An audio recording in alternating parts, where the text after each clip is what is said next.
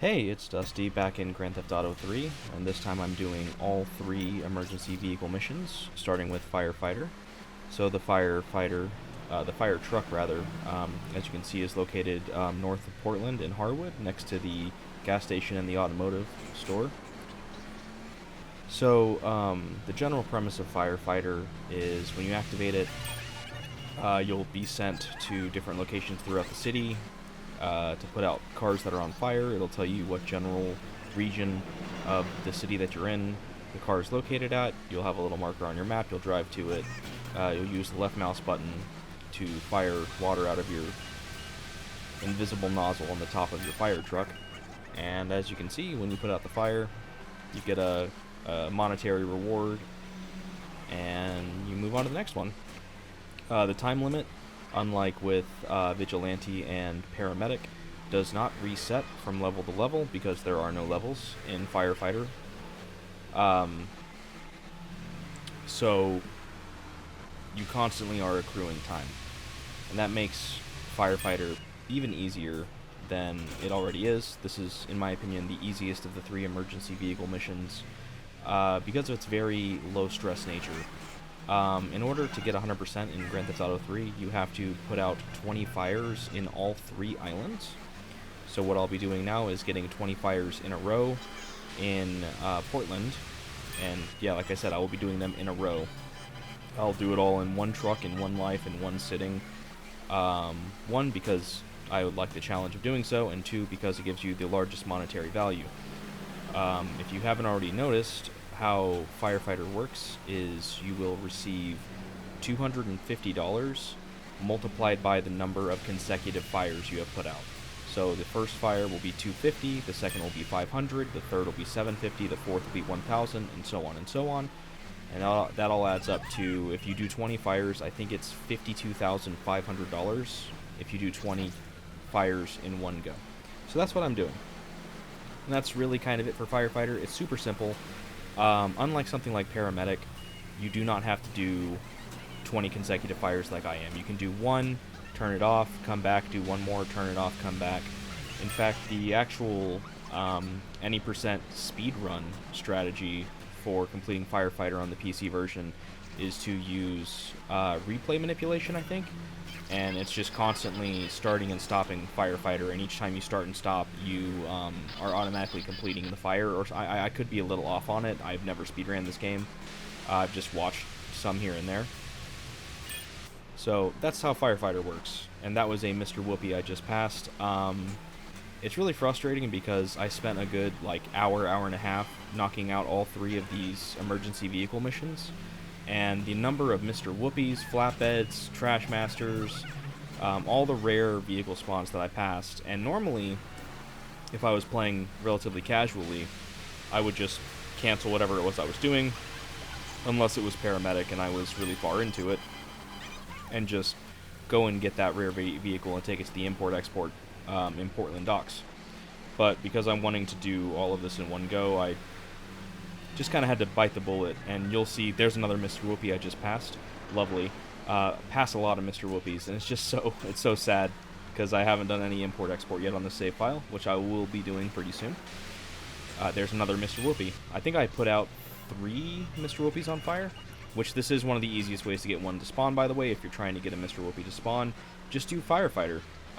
Start it, drive to the car. If it's not a Mr. Whoopi, cancel Firefighter, start it up again, drive to the car. If it's Mr. Whoopi, put it out, cancel Firefighter, and get in it, and it'll be good to go. So that's a nice little, maybe not necessarily a speed trick, but a trick to guarantee getting a Mr. Whoopi eventually.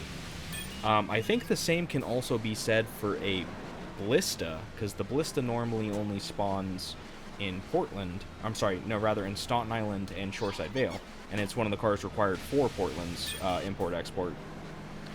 And you actually can get a Ballista to spawn in Firefighter in Portland. It is the only way, to my knowledge, you can get one. So, fun fact there. There's a stretch limo. So yeah, this is Firefighter. This is me doing that. Also, as I understand it, I'm pretty confident that similar to Paramedic, similar to Vigilante, the more fires you put out, the more health your fire truck gains. So if you do a bunch of fires in your fire truck consecutively, your fire truck will soon be damn near indestructible. You can still flip it and blow it up that way, but it will it'll take very little damage. And you'll kind of see that by the end of my firefighting here, which I'm already almost done with. As you can see, this is sped up to 200% just to kind of make the video flow a little faster, because this is about an hour-ish of content, all just kind of squeezed together into one 30-ish minute video, just to try and keep them all together and get them all done pretty quickly. Yep, there's another Mr. Whoopi. Lovely. So yeah, your firefighter becomes pretty indestructible by the end if you do 15 or 20 in a row, rather. So yeah, that's really kind of the basis of Firefighter. I think it's fun. I think it's simple. It's a great way of earning money pretty early on. And like I said, you have to put out 20 fires in all 3 islands anyways for a total of 60 fires. So it's good to get done as soon as possible. If you're trying to 100%, you gotta do it anyways. It's a free, if you do all 20 in a row, 52,500. And yeah, just nice and simple, easy, fun, emergency vehicle submission. So yeah, not much more else to say here. What am I at? 18? So we just got 2 more fires to go, and then we'll be moving on to Vigilante, which is a little harder. I've ordered these, 1 in the order that I did them in, and 2 in what I feel like is the easy, medium, and hard emergency vehicle missions, and I'll talk more about each of them as I get to them. As you see, we're heading to Fire 20 right now. So Firefighter's almost over. It really is as simple as it looks. Very, very easy, very fun. And so here we go, last fire. Boom, there we go. And there, yep, 52,500. And I figured to celebrate, since I was in the area, I was like, you know what, I'm just going to try it anyways. And I took the Firefighter off of the unique stunt jump ramp here in the red light district, kind of Chinatown area, and got a nice extra $5,000 for it, and the first unique stunt jump. So now we're on to Vigilante. We're here at the police station, just north of Trenton. I think this is called Portland View, this area, next to the hospital. And same thing, we activate the submission button. For me, it's the numpad plus key. And we have to kill criminals in a time limit. So you'll notice I'm doing this in normal speed. That's because I wanted to show off the speedrun tech. You see there, I just paused the game, and the guy immediately hopped out of his car after I unpaused the game. So that's a nice little speed tech trick that speedrunners use to do Vigilante when they're doing 100% speedruns. If you pause the game, the game will register everything in motion as having stopped. And one of the mechanics of Vigilante is if you cause a criminal's vehicle to stop completely, they will get out of their car. So because in the pause state, it registers every vehicle or everything in motion as having stopped, it causes the AI for the criminal to think that their car is stopped and they get out of the car. So that's a nice little fun speedrun tech for anybody that wants to do Vigilante faster and also make it much, much easier. Because as you can see, if you do it this way, the legitimate way, which I will do for the remaining 19, it takes a lot longer. It's a little more frustrating. It's more ammo intensive because you see I am using the Uzi, and I made sure to get at least 2,000 bullets just in case. I did not need near that many. But yeah, it's just a nice way to make Vigilante go a lot easier and a lot quicker. But I only did it for the first one just to kind of show that little trick off. But yeah, you see they got themselves stuck, so they got out of the car. And that will actually happen a lot. You'll notice in this run, at least 5 or 6 of my criminals either flipped their own car or got themselves stuck, so I got a nice, easy kill. Nice and simple. Similar to Firefighter, like I said earlier, with Vigilante, each successful criminal you kill will add more health onto your cop car, and in doing so, it'll make your cop car more and more indestructible. It makes it a little easier if you do it in a legitimate way. So yeah, I'd like to hang around and make sure when their cars catch on fire that I'm not going to get close to them. See, look at that. He just crashed immediately and got out. So it was a nice, easy kill. I like to hang back a little, even though they will sometimes, most of the time, run away from their car and either attack pedestrians, try to attack me, or try to steal another car, including mine. I tend to just hang back a little, just in case the explosion kills them, and so I'm not caught in the explosion myself. That's just how I like to do it. You'll see I'll just kind of sit back and wait, even if they're far away from the car, just so I'm not in the explosion. So, yeah, that's really kind of the basis of Vigilante. There's no rewards for Firefighter until you do 20 on each island, in which case you will unlock the flamethrower at your hideout, your safe house. However, with Vigilante, you do see immediate gains. After completing 10, after killing 10 criminals, you'll get a bribes token in your safe house, and after killing 20, you will receive a second bribe token at your safe house. And that goes for all 3 islands. Up to 4 for Staten Island and 6 for Shoreside Vale. So eventually, once you complete all 60 criminals killed in Vigilante, 20 across each island, you will have 6 bribe tokens inside of all 3 of your safe houses. So, yeah, it's really worth doing. And like Firefighter, it does not have to be consecutive. I do all 20 and run one run on here, but it doesn't have to be consecutive. You can do 1, and then 2, and then 5, and then 1, and then 3, and then 5, etc. It doesn't have to be in one go. It doesn't have to be with one cop car. This is just how I did it.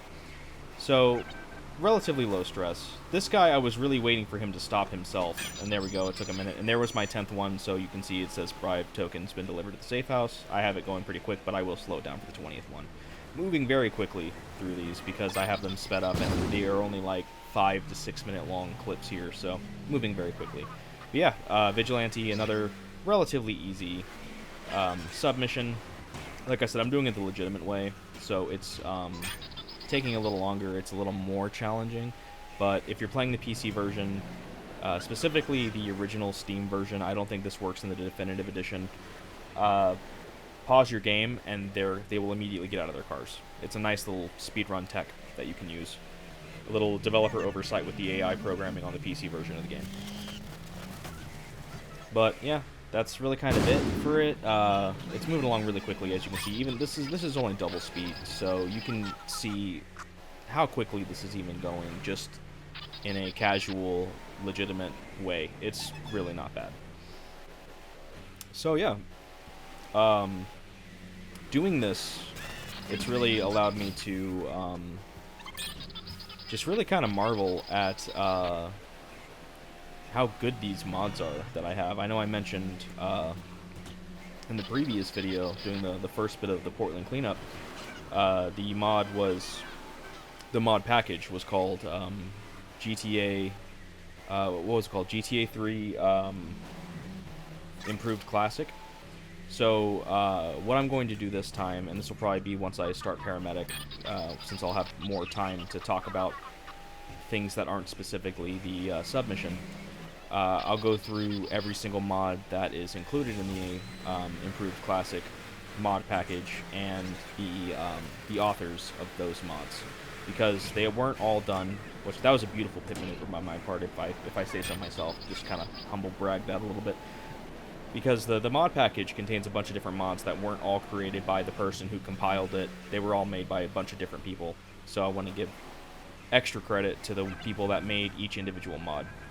And yeah, you see here I just kind of rolled up on this dude, and he was already, his car was flipped already, and it was on fire, and they got out of it, and it was like, alright, well, nice free kill, so whatever.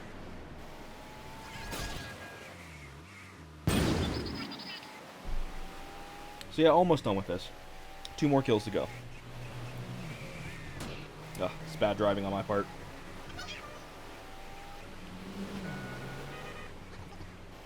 Yeah, I do recommend doing these as soon as possible, just for sake of ease, before the triads get pissed at you, definitely before the Mafia gets pissed at you, because once the Mafia are pissed at you, this becomes near impossible. And here we go, final one. I just kind of wanted to show this off on normal speed, just to see the end of it, and so you could see the message about the other bribe token. So here we go, here's our 20th. Boom. And there's our notification from our pager. Police bribe delivered to hideout. And there we go. And now we're moving on to Paramedic. So here we go, here's Paramedic. First thing I'm going to do is I'm going to show a failure. This took me 2 attempts, thankfully only 2. And this failure, you'll see, I'm just driving not really carefully. I hit the wall, I hit a car, and I flip over.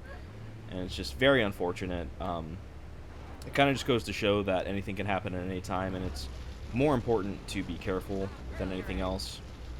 And it just kind of sucked. I was on level 6. But here we go with the actual completed run. So, for anybody who doesn't know how paramedic works, it works a little differently than vigilante and firefighter. Unlike those two, it all has to be done in one go, in one vehicle. You can't exit your ambulance. You can't murder any of your passengers or any of your the people that you need to pick up. And the time limit it's a little more strict, but really honestly not that much. And instead of there being 1 criminal or 1 car on fire, it's progressively more. So level 1 is 1 patient, level 2 is 2 patients, level 3 is 3 patients, level 4 is 4 patients, etc. All the way up to level 12, which has 12 patients. And it's a total of 78 people rescued. So, as you can see, each time you pick up a patient, you get a time bonus.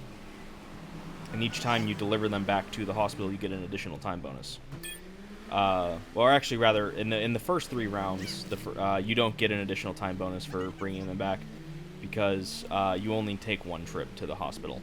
But once we hit level 4 here in a little bit, you see I'm on level 3 right now, you'll see that every time we take the first set of passengers back to the hospital, we will get a time bonus. And that's only for the first set that you take back to the hospital. Doesn't matter if it's 1, 2, or 3 patients. Once you hit level 4 and on, the first time you drop any patients off, you get a time bonus that is equal to the time bonus you get for all of the patients in that round. Only the first time. So, the ambulance only holds 3 people. That's all it can hold. 2 in the back, 1 in the passenger seat. And so with that, once you hit level 4 and on, you'll start to require more and more trips. So levels 1, 2, and 3 you can do in 1 trip each. Levels 4, 5, and 6 you can do in 2 trips each. 7, 8, and 9 you can do in 3 trips each. And 10, 11, and 12 will require at minimum 4 trips each. So that's if you're working at maximum efficiency, which you really should. And the thing that makes paramedic on GTA 3 harder than Vice City and San Andreas, and for a lot of people, the hardest one in the series, that includes Vice City Stories and Liberty City Stories, is the map. So they didn't incorporate an actual map in your in-game until Vice City. There was the physical map that came with your copy of the game, your physical copy. I don't know. I think Rockstar's still doing that to this day. I say to this day, they haven't released a game since Red Dead Redemption 2 in 2018. But even that game still had a physical map if you bought a physical copy. So that was the only way you had a full map of Liberty City back in the day. That was how I looked at the city. I remember looking at Staten Island and Shoreside Vale being like, ooh, one day I'll get to see what those are like. Just, my Portland dreams. So all you have is this mini-map. And as you can see, it's really antiquated, it's really not very good, and sometimes it can lead to some issues as to figuring out how to navigate to your patients.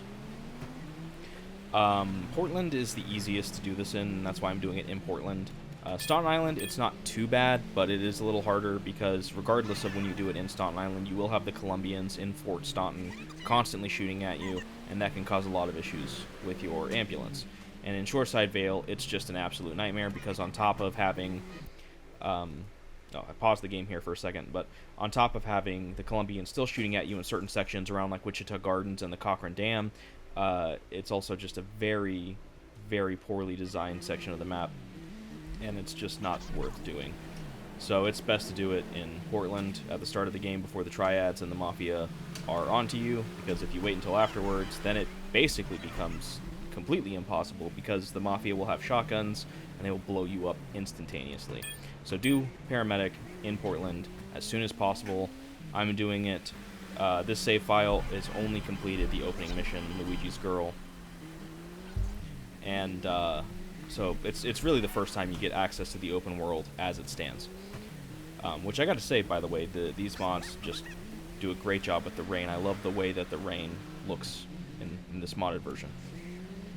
And so yeah, you'll see, like I mentioned before, each time you pick up a patient and the first time you deliver them after level 4, you will get a time bonus. That time bonus is always the same, regardless of where the person is that you pick them up and how many people you picked up or how many you drop off the first time throughout the entirety of one level. And how that time bonus is determined is it's based on the distance of the first person you pick up from the hospital that level, if that makes sense. So this person right here, I got a 30-second bonus for picking them up. And that's because the very first person I picked up in this level gave me a 30-second time bonus. If I picked up someone first in this level that was closer to the hospital, I probably would have gotten like a 22 or a 24-second time bonus. Therefore, every single patient would have gotten that 22 or 24-second time bonus. You'll notice that when I pick up the first person, they're the one that sets the pace for the entire level. So keep that in mind. It's sometimes better to drive to the very furthest person, skipping over people, like drive right past them, and get someone that's further away just to give you an extra time bonus. That being said, I don't ever really think time is a factor. It's never really been a big deal. You'll see eventually I just kind of take the closest person just to kind of get a couple seconds really quickly on the clock, because the time does reset each time the level changes. So I do sometimes just grab someone who's closer. You see this person, they only gave me 24 seconds because they were closer to the hospital than the person I picked up at the start of the previous level who gave me 30 seconds. So now everyone on this level will give me 24. Or 23, rather. So yeah, that's how the timing system works. But time really isn't a factor as long as you're playing smart and picking smart routes. And even then, I don't always pick the smartest routes. And I still finish with plenty of time at the end of every single level. So really, the most important thing to do is to take your time. Don't drive recklessly. Don't drive too fast. Don't drive stupid.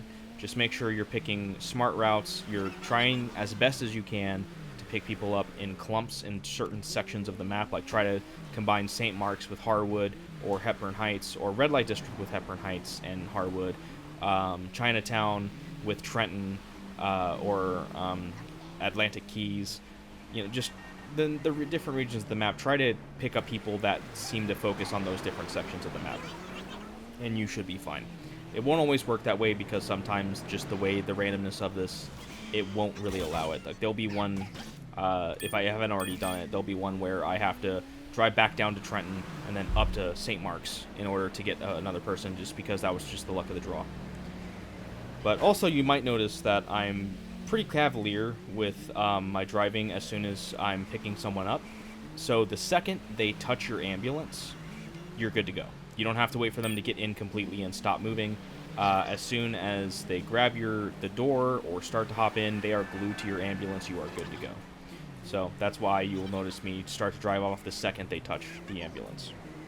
And that's really kind of it for paramedic as well. It's not, I don't think it's as hard as people say it is. Like, yeah, this was my second attempt. It took me 2 tries. That's because it was my fault. The first time that it failed, it was my fault. It wasn't the game's fault. I was driving like an asshole, and I paid the price for it. So I really don't think it's that hard. I do think it's the hardest of the paramedics in the GTA series, at least the ones that I've played, which I haven't played Vice City Stories or Advanced or Chinatown Wars. So for the record, I still have to play those and experience those paramedics, but I've done paramedic in every single other game in the franchise that has it. And I do agree that while this one is indeed the hardest, I still don't think it's that bad. I've done it many times now. It's not bad, it's just time consuming. The most important thing is to play it safe and not flip your vehicle on accident and accidentally run over one of your patients. So give them a wide berth when you pick them up as well, so that otherwise that'll happen. You'll knock them over, and thank goodness I didn't murder them on accident. It happens a couple times. So you want to make sure you're completely stopped. I do the brake and the handbrake, and I hold the handbrake the whole time. That way I can't accidentally move and hit them. And I try to give them ample space. So that was my, I think, 38th or 48th, and when you get that, I think it's when you finish level 8 every single time, or at least however many it takes when you finish level 8. That was letting me know that I'm pretty sure the first thing you get at the safe house is a heart. So now I have a health pickup at my safe house. So that's what that was for. So yeah, just make sure you're careful around your patients, make sure you're driving carefully. Also, because of how top-heavy the ambulance is, I highly recommend, in general, when you're braking and especially when you're braking to turn, use the handbrake. If you use your standard brakes, which on the PC version is the S key, your ambulance will start to waver. This was an interesting one. That person was inside the basketball court, and I was not really sure how to approach that. And so I was like, what do I got to just, like, knock the fence down? And yeah, that's how I was able to get in there, but I had to maneuver around these benches. It was a real pain. I did not want to risk the jump. So, yeah, that was a kind of awkward one. I'd never seen that before. But yeah, never stop with your standard brakes. Always stop with your handbrake. Always turn with your handbrake, because if you turn with the S key, or if you're playing on PS2, the square button, or on modern consoles, L2 or left trigger, don't use those buttons, because as you turn while using your standard brake, your ambulance will wobble, and you can flip very easily. If you use your handbrake, there's a lot more stability in the turn. I'm not sure why, that's just how it works. So yeah, I'm going to take a moment here while we're doing this. Like I said, I'm going to read off the mods that I have and the creators of the mods that are all included inside of the Grand Theft Auto 3 Improved Classic package on the Steam guides, compiled by, once again, Gran Allen 84. So here's the individual mods that are inside this package and who created them.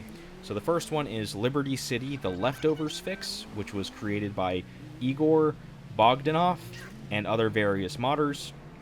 There's the Silent Patch, which was created by Silent.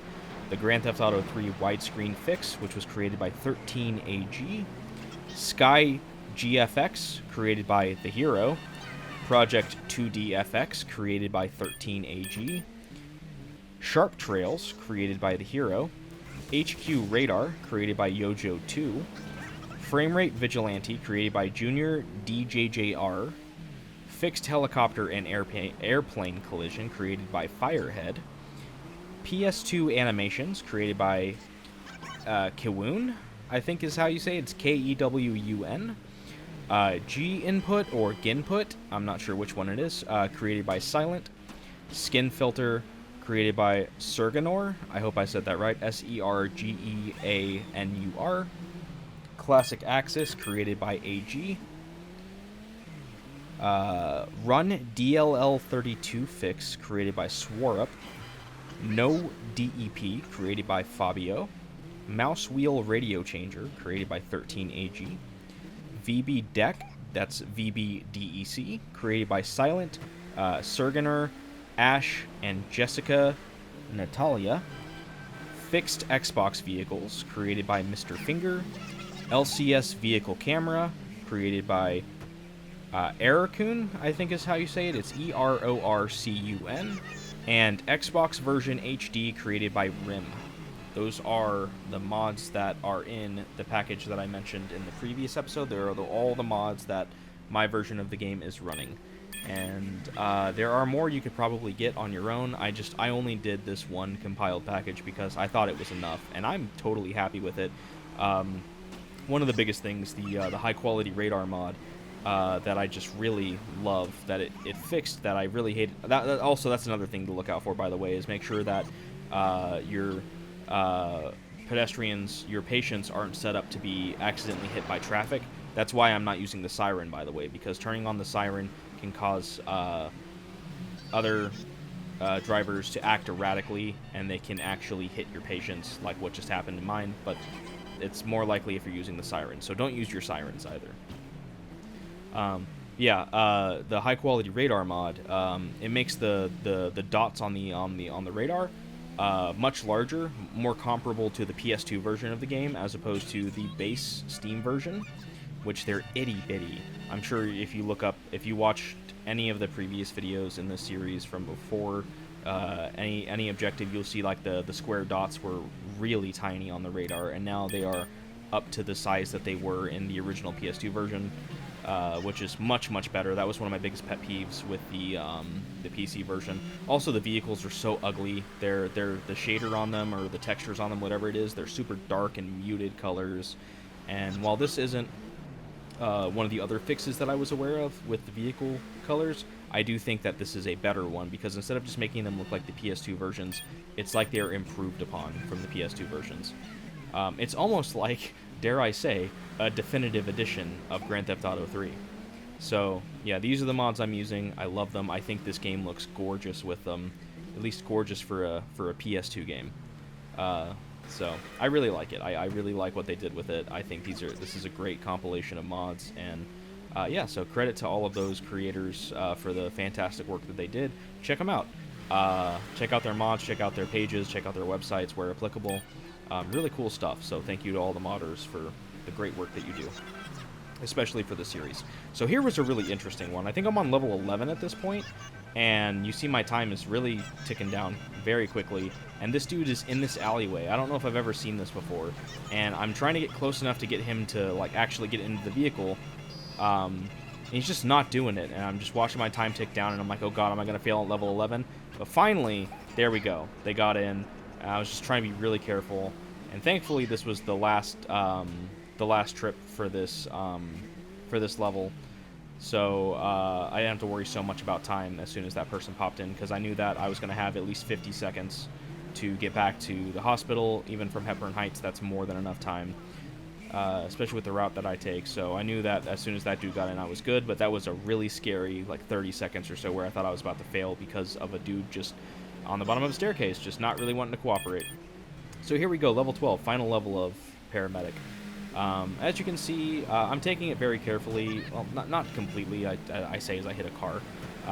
You want to be very careful. Your ambulance does not gain health back like in Firefighter and Vigilante, so you only have one car life, and it is the standard ambulance health. It's beefy, but it's not that beefy. It's not like a fire truck, so you want to be very careful. Another speed tech that people like to use, and you see that it slowly started to happen throughout my run, is they will drag the right side of their ambulance against a wall to knock the passenger door off, and they'll back up into a wall to knock the back doors off, just to make it to where it saves the couple of seconds over the course of an entire paramedic run, so that they're not having to do the animation where they're opening doors, they're just hopping in immediately. I don't bother with it personally, because I don't really care about the time save. To me, it's pretty negligible. It's more of like a speedrun tech. And as you can see, it just kind of happens eventually for me as it is, because I'm not a very, very safe driver. I'm just a safe enough driver. But you can see with my routes that I take, I try to be a little conscientious with it. I'll try to, if I have an option like this, I'll always try to take the further guy, so that I don't have as much to drive. And there we go, there's my door knocked off. So now, for the last 9 people in this run, I will have the easiest possible way for them to enter my vehicle. Yeah, that's just kind of the biggest thing, is take it safe, take it easy, don't risk too much just for it. Don't worry about the time too much, as long as you have a good route, as long as you kind of plan it. You have to plan it on the fly. In the definitive edition, you can just always pause the game. You have your mini-map in your pause menu, and you can see all the routes you want to take. You can put a marker on them so you can get a GPS route all the way to them. So it's very nice, and it's even easier than it is right now. But in this original version, all you have is the little mini-map on the bottom of your screen. So you gotta have to play on the fly and route it. But it's still easy, I think. Yeah, it's the hardest version of it, but I still don't think it's that hard. Just play safe, play smart, and you will be fine. And yeah, we're really rounding it out here. Just got two more trips left. I think I really covered everything I wanted to say. I might not have. I might have left a few things out, but it's very, very fast-paced video, trying to cover a lot all at once. But this is the 3 emergency vehicle missions done. 2 of them only for Portland. 1 of them, the ambulance, being done completely. I'll never have to do paramedic again after this, but I will have to do vigilante and firefighter on Staunton Island and in Shoreside Vale, in order to get those full rewards and the full progress towards 100%. But this is such a big relief to have this done, because these are some of the more frustrating aspects of 100%, especially paramedic. And there we go. That's it. And the reward is infinite sprint, which is very, very nice. Yeah, that'll do it for this one. All the vehicle missions are done. All the emergency ones. We'll have to do taxi. So thank you everybody for watching, and next time, I don't know. We'll see what I do. Until then, take care.